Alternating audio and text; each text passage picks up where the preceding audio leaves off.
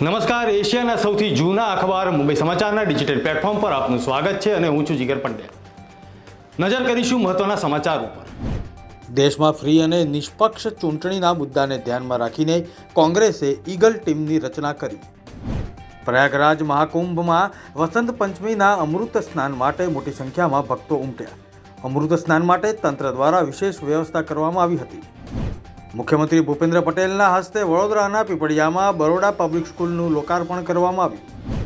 જેતપુર નગરપાલિકા ભાજપ મેન્ડેટ મામલો સામે આવ્યા પછી જયેશ રાદડિયાએ ઉમેદવારો સાથે બેઠક કરી અને ભાજપમાં થતું ડેમેજ કંટ્રોલ મેળવ્યો।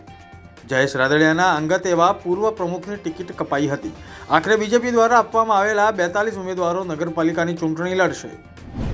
છેલ્લા ઘણા સમયથી ઠંડીમાં રાહત બાદ આજે રાજ્યના અનેક જિલ્લાઓમાં તાપમાનનો પારો ગગડ્યો। 8.8 ડિગ્રી તાપમાન સાથે નલિયા ઠંડુગાર રહ્યું। જૂનાગઢ જિલ્લા વહીવટીતંત્ર દ્વારા યોજાયેલ અખિલ ભારતીય આરોહણ અવરોહણ સ્પર્ધા આજે સંપન્ન થઈ। આ સ્પર્ધામાં સમગ્ર ભારતમાં 570 જેટલા સ્પર્ધકોએ ભાગ લીધો।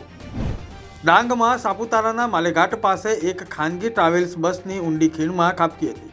આ અકસ્માતમાં 5 લોકોના મોત થયા હતા જ્યારે 35 લોકો ઘાયલ થયા હતા। ભારતની મહિલા અંડર 19 ટીમે દક્ષિણ આફ્રિકાને 9 વિકેટથી હરાવીને ટ્રોફી જીતવા બદલ પ્રધાનમંત્રી નરેન્દ્ર મોદીએ અભિનંદન પાઠવ્યા। આ હતા અત્યાર સુધીના મહત્વના સમાચાર। વધુ સમાચારની અપડેટ માટે જોતા રહો મુંબઈ સમાચારનું ડિજિટલ પ્લેટફોર્મ। નમસ્કાર।